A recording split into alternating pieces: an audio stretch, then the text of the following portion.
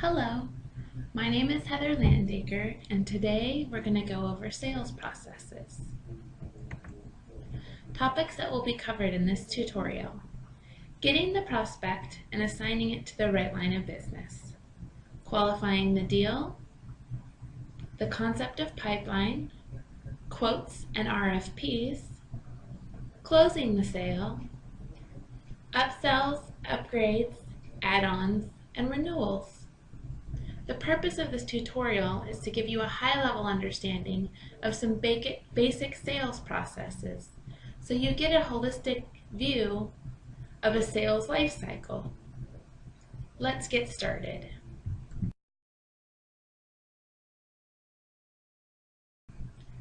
Getting the lead or prospect and assigning it to the right sales rep. Leads. Where do they come from and what are they? Leads can come from a web-to-lead form on your website where prospects can enter information and request that a sales rep reach out to them. Lots of companies participate in trade shows. They set up booths and exchange business cards. You can also purchase lead lists from companies like Jigsaw and Dun & Bradstreet. They're lists of contact information and titles of people in companies and industries that you know may be interested in purchasing your product. You can also get them from previous customers in the form of renewals, or if you have existing customers that have older product, you can sell them the newer versions. Sales reps. Where do they come from and how does the business decide who works what lead? There are lots of different ways that you can organize a sales team. Some of the more classic examples are by channel. Examples of channel would be enterprise, direct, or online. By product. Perhaps the products that the company sells are separated out into luxury, domestic, and industrial. A good example of that would be the automotive industry.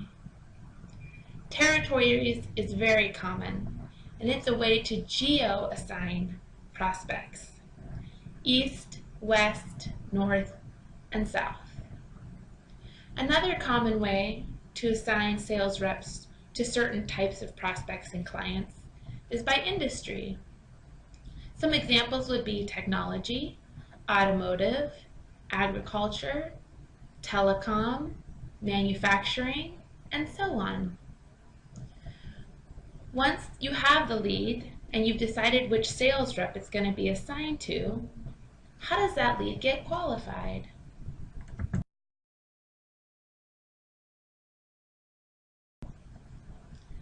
Let's talk about how different businesses qualify the deal.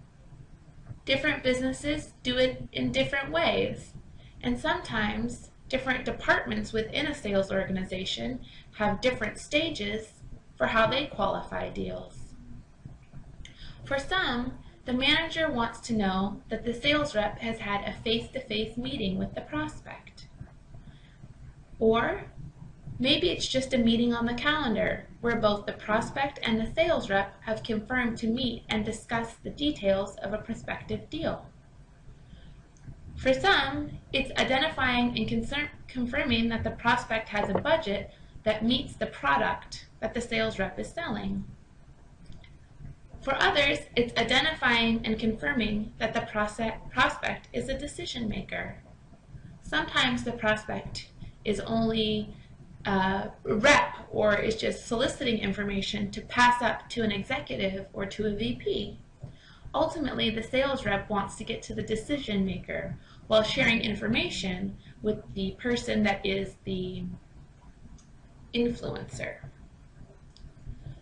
Prospects invite a sales rep to participate in an RFP or an RFQ, write for proposal or write for quotient, a completed phone call, or an existing customer that spends a minimum of $100,000.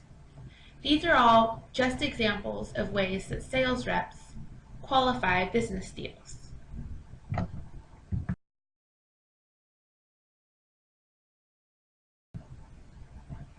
Let's discuss the concept of pipeline. Now that the prospect has been assigned to the right rep, and the rep has qualified the prospect, the deal will go into the pipeline. The pipeline refers to a flow of potential clients which a company has started developing.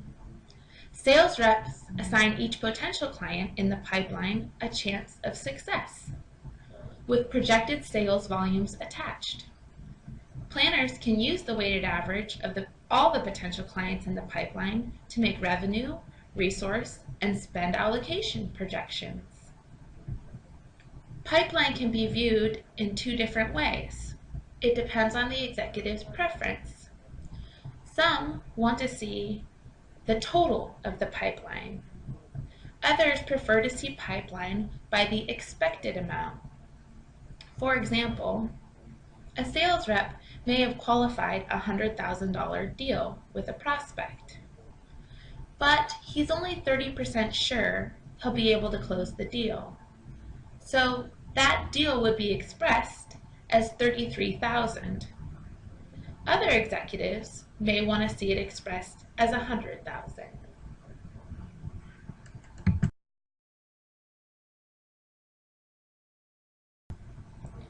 Let's revisit quotes, RFPs, and rights for quotient. Many sales reps participate in a quoting process with their prospective and existing customers. A quote is a proposed sale. There is often back and forth with a quote because the rep and the customer will renegotiate price, quantity, and delivery times to meet business needs. Sales reps will often need to solicit approval by their manager to give price breaks or discounts based on a larger quantity purchased or a reoccurring order. Some companies will also barter with the customer and make concessions on delivery date and pricing if there's a partnership pending or already in place. With any quote, you should anticipate several versions and multiple edits, so you should consider that when documenting your process. Let's talk a little bit more about RFPs and RFQs so you have a better understanding of the process. RFPs are a formal sales process. Companies that are looking to make purchasing decisions will invite reps to participate in an RFP. Traditional RFPs come with documentation that the sales rep must complete and can sometimes be extremely complex. Example, the U.S. government will invite Intelsat, Lockheed Martin, and Boeing to participate in an RFP to build the next NASA satellite. Sales reps from each company will receive a packet of documentation to complete. Some may include timelines, budgets and cost, metrics, resources, etc. Often RFPs are done in an Excel format or in a Word document or PowerPoint. The RFP process is generally done on a quarterly or yearly basis, but are occasionally accelerated.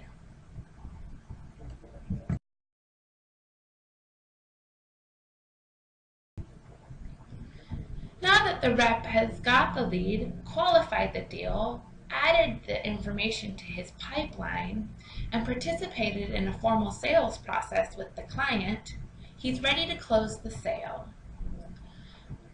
This is a basic concept that can lead down multiple paths.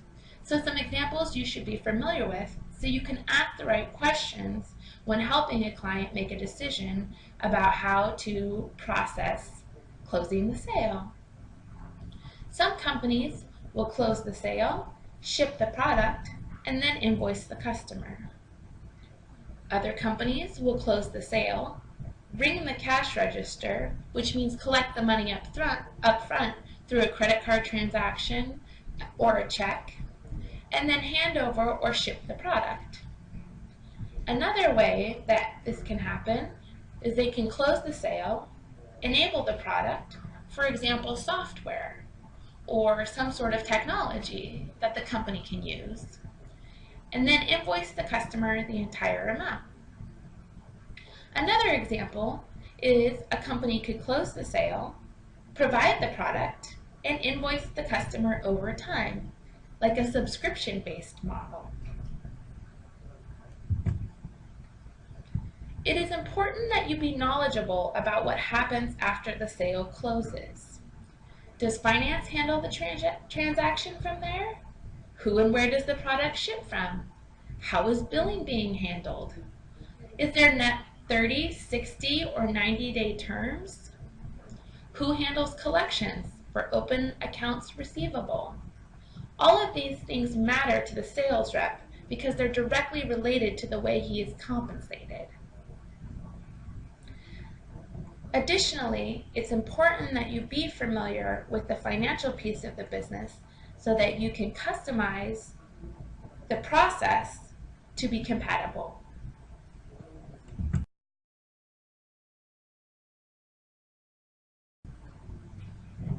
Next in the sales process for some businesses is the upsell, upgrade, add-on, or renewal sale.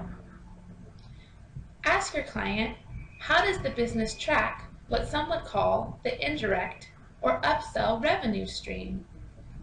Sometimes, after the initial sale is closed, the customer is passed on to an account manager, who then maintains the relationship over time with the client and is compensated on renewals, upgrades, or upsells, accessories that complement the original product.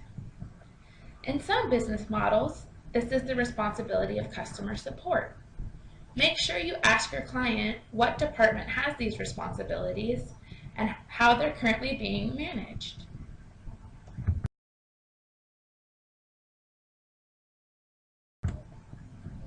The activities for this module are: what sales process have you worked with before?